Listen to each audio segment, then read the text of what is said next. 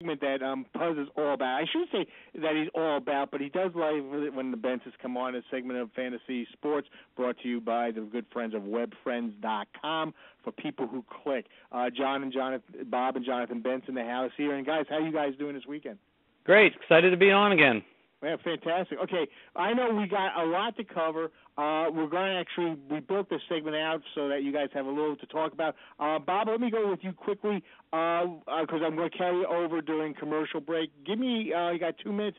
Where are we at with the 2012 fantasy baseball draft? Well, last week we talked about sleepers and specifically starting pitcher sleepers. This week we thought we'd talk about, go to the other side of the plate and talk about the catchers. So we have up on fantasybaseballdugout.com, we have our 11 2012 top fantasy baseball sleeper catchers. And each week we come on the show, we're going to talk about a different position over the next couple of months to get you ready for your fantasy baseball draft for the 2012 season. Yeah, that's great. Bob Bentz, Jonathan Bentz, of course, we're here at Spittle on Sports. Check out my website, SpittleOnSports.com. Click on Friends. There they have it, and you go right into their pages and get more information. We'll be right back. More fantasy sports coming right at you. Good morning, guys. How you doing? Great. Yeah, what's going on? I know. I got up this morning. I wanted to go back to bed, yeah.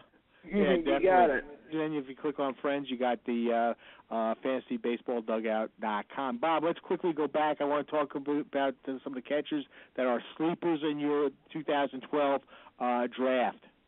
Yeah, well, our number one sleeper made some notoriety here in the off season. He's Wilson Ramos of the Nationals. He's the guy who got kidnapped in Venezuela and big firefight, and they rescued him. We don't think he's going to cost you as much as he was being held for ransom, though, in your fantasy baseball draft. He is clearing away the Nationals catcher this year. Pudge Rodriguez is gone. He has an ability to hit for both power and average, which makes him a real enticing catcher sleeper to add to your list. In only 389 at-bats last year, he hit .267, but had 15 homers and 52 RBIs. So we think Wilson Ramos is the number one sleeper catcher for this year. He could be a 20 home run, 65, 70 RBI guy with the improved Nationals lineup. Another guy, a rookie for the Royals this year, is Salvador Perez. He was a late call-up last year for the Royals. He had 148 at-bats and hit .331. Now, we don't think he's going to be a 300 hitter over the course of a whole season, but the manager, Ned Yost, has already named him as his number one catcher, and even if he doesn't hit, he's going to stay in the lineup, and that's one of the most important things you want to do when you do have a catcher, because they tend to break down more than other position players. The reason we really like Salvador is his defense. The guy has an amazing pop time, an amazing arm. He threw out 42% of all base runners throughout his minor league career, so that's an amazing statistic to be able to hit that sort of number. Colorado Rockies catcher Willen Rosario is another guy we really like. He had 54 at-bats last year and managed 3 home runs in a short time. He played mostly at Double-A last year, and you would think he would have spent this year at the Triple-A level, but Eliezer Alfonso, who's the backup catcher in Colorado, he got hit with his second PED violation, which means a 100-day suspension. So Rosario is going to be on the big league roster this year, and he is going to kind of trade off the catching duties with Ramon Hernandez, the ex-Cincinnati Red. Hernandez is the kind of guy who never really gets more than 300 at-bats per year. He's 36 years old, so we think Rosario and him are going to split the time about half and half. And Rosario projects to be a 13, 15 home run guy, 30 RBIs, and if you can get that kind of production out of your catcher, you're doing well. Another guy we really like who's been bit by the injury bug now for 4 consecutive seasons is Nick Hundley of the Padres. If he can stay healthy, this guy can really do a job for you.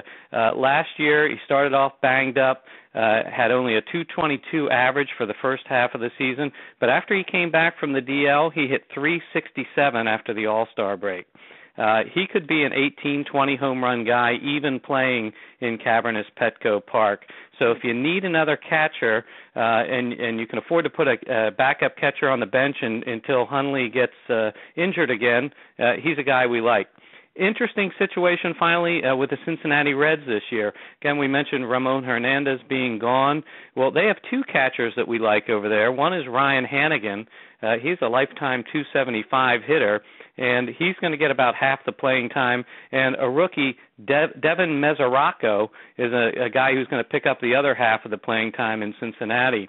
He hit .289 with 15 homers in 120 games at Louisville last year. He was also a late-season call-up by the Reds, hit 2 homers and just 50 at-bats. So we project Devin Mesoraco as a .260 hitter, 15 home runs. Yeah, Bob Bentz, Jonathan Bentz in the house here on Spittle on Sports. Check out my website, SpittleOnSports.com. Hey, Bob, I hate to push you out, but I got to get Jonathan on and talk a little bit about the lingerie football and where we're at with that. John, where are we at with that? Puzz is all ready to go. Well, you know, this past week, I think as we mentioned last week, the LFL really only plays one game a week. Last night, Friday night, the Tampa Breeze took the field against the Orlando Fantasy, an in-state rivalry game in the LFL, if you will. It was a really close game back and forth. Not sure how many of your listeners checked it out on MTV2 last night, but the final score of the game was Tampa 20, Orlando 18. So it was a very closely contested contest. And the game ball, the MVP of the game without question was Tampa running back / safety Liz Gorman. So that's our new. She also happens to be our LFL Girl of the Week. So if you go to lingeriefantasyfootball.com this weekend, we're going to have a nice profile and a whole bunch of information on running back linebacker Liz Gorman. She plays. The girls in the LFL play both sides of the ball. So real quick stat line for Liz. She had six rushing attempts for 38 yards. That's a pretty good per carry average. And she scored 2 touchdowns, including the game winner. On the defensive side of the ball, she had 11 tackles. Wow. So, she's definitely putting up numbers, and the numbers that Puzz and most of your listeners are really going to care about. Here we go. We got some height, weight, and physical attributes for Liz, the most important stuff that I think the listeners really care about. She's 5'6". She weighs in at 125. She is 24 years old with blonde hair, and it looks like brown eyes. So wow. if that's your type of girl, then like I said, take a second to visit lingeriefantasyfootball.com. We're going to have all the info on Liz, her modeling career, her LFL career, and of course the pictures, the most important thing. Great job. Today's fantasy segment brought to you by the good friends of webfriends.com for people who click. I like that. Who came up with that one, Bob or John? Oh, yeah, I can take credit for that one. Okay, that sounds good. All righty. Okay, guys, all the best. Check out my website, SpittleOnSports.com, and you can hear our opponents, the Bences, and also webfriends.com. All the best. Have a great weekend, my good friends. Thank you. You're listening to Spittle on Sports. We'll be right back.